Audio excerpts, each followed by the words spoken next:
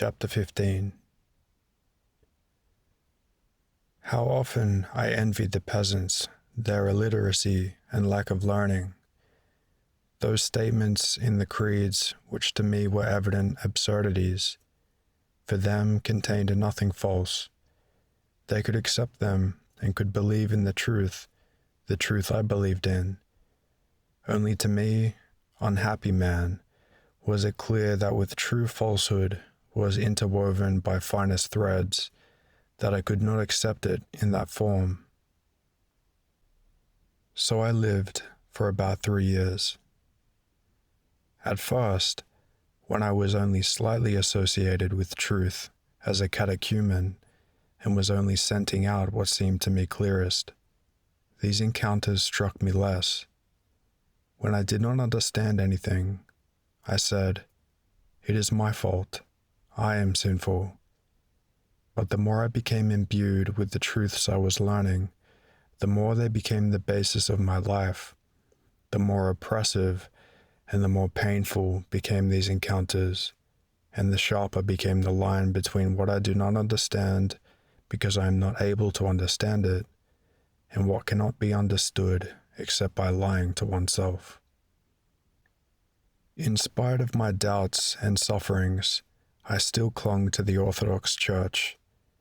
But questions of life arose which had to be decided, and the decision of these questions by the Church, contrary to the very basis of the belief by which I lived, obliged me at last to renounce communion with orthodoxy as impossible. These questions were, first, the relation of the Orthodox Eastern Church to other churches, to the Catholics, and to the so-called sectarians. At that time, in consequence of my interest in religion, I came into touch with believers of various faiths, Catholics, Protestants, Old Believers, Molokans, and others, and I met among them many men of lofty morals who were truly religious. I wished to be a brother to them, and what happened? That teaching, which promised to unite all in one faith and love, that very teaching, in the person of its best representatives, told me that these men were all living a lie, that what gave them their power of life was a temptation of the devil, and that we alone possess the only possible truth.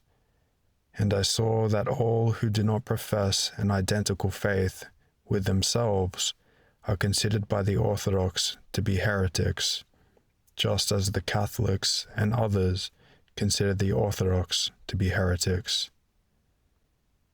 And I saw that the Orthodox, though they try to hide this, regard with hostility all who do not express their faith by the same external symbols and words as themselves. And this is naturally so.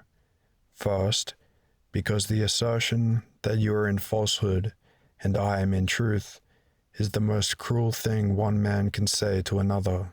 And secondly, because a man loving his children and brothers cannot help being hostile to those who wish to pervert his children and brothers to a false belief.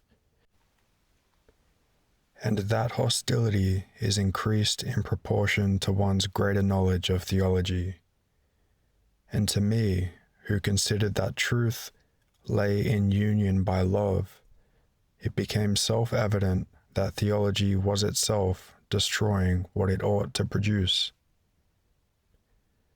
This offense is so obvious to us educated people who have lived in countries where various religions are professed and have seen the contempt, self-assurance, and invincible contradiction with which Catholics behave to the Orthodox Greeks and to the Protestants, and the Orthodox to Catholics and Protestants, and the Protestants to the two others, and the similar attitude of Old Believers, Pashkovites, Russian evangelicals, Shakers, and all religions, that the very obviousness of the temptation at first perplexes us.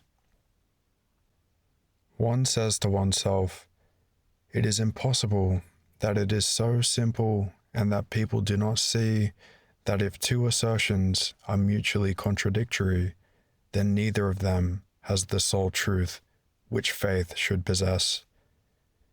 There is something else here. There must be some explanation. I thought there was, and sought that explanation, and read all I could on the subject, and I consulted all whom I could. And no one gave me any explanation, except the one which causes the Sumsky Hussars to consider the Sumsky Hussars the best regiment in the world, and the Yellow Uhlans to consider that the best regiment in the world is the Yellow Uhlans. The ecclesiastics of all the different creeds, through their best representatives, told me nothing but that they believed themselves to have the truth and the others to be in error, and that all they could do was to pray for them. I went to archimandrites, bishops, elders, monks of the strictest orders, and asked them, but none of them made any attempt to explain the matter to me except one man, who explained it all, and explained it so that I never asked anyone any more about it. I said that for every unbeliever turning to a belief, and all our young generation are in a position to do so, the question that presents itself first is, why is truth not in Lutheranism, nor in Catholicism, but in Orthodoxy? Educated in the high school, he cannot help knowing what the peasants do not know, that the Protestants and Catholics equally affirm that their faith is the only true one. Historical evidence, twisted by each religion in its own favor, is insufficient. Is it not possible, said I, to understand the teaching in a loftier way, so that from its height the differences should disappear, as they do for one who believes truly? Can we not go further along a path, like the one we are following with the old believers?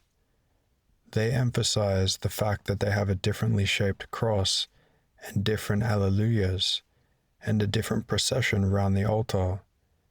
We reply, you believe in the Nicene Creed, in the 7 sacraments, and so do we. Let us hold to that, and in the other matters, do as you please. We have united with them by placing the essentials of faith above the unessentials.